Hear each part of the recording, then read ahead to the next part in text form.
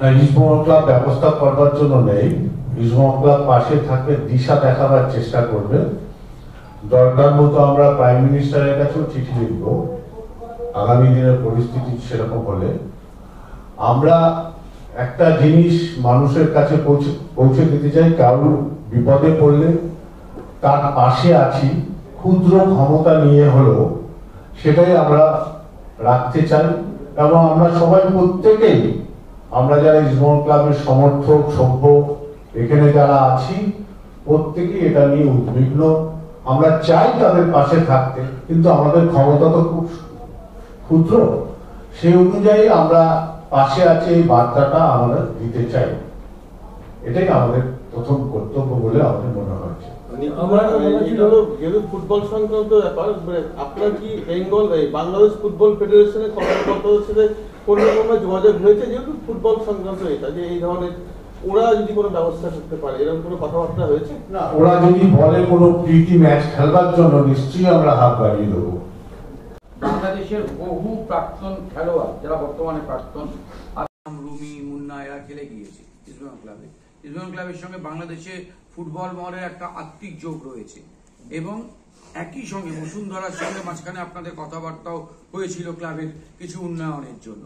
সেক্ষেত্রে আপনারা কি বাংলাদেশের ফুটবল ফ্রেটার্নিটি, যারা সংখ্যা লঘু নয়, সংখ্যা গুরু, তাদের কাছে আবেদন জানাবেন যাতে বাংলাদেশে এই যে অত্যাচার, সেই অত্যাচার বন্ধে তারা একটু উদ্যোগী ভূমিকা নেন?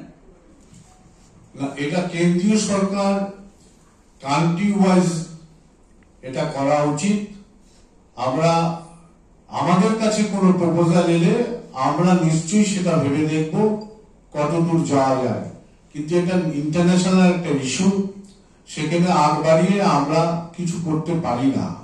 দেশের সংবিধান আছে, আমরা আমাদের গন্তব্যস্থলেই আপিল করব যে সেখান থেকে এই জিনিসগুলো কি করে মেটানো যায়।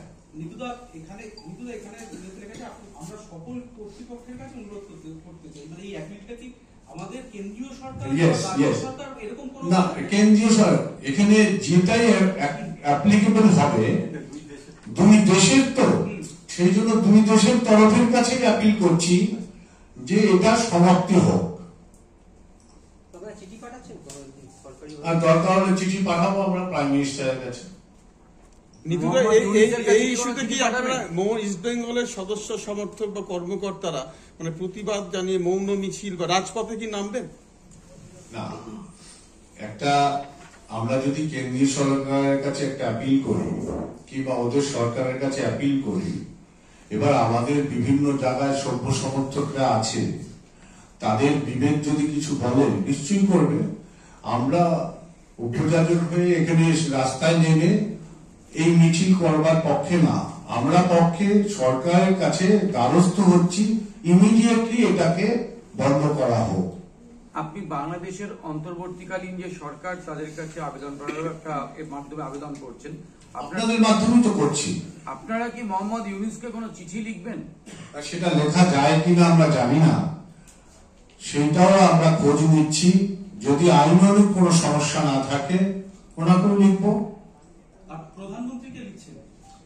অবশ্যই লিখবো প্রধানমন্ত্রীকে।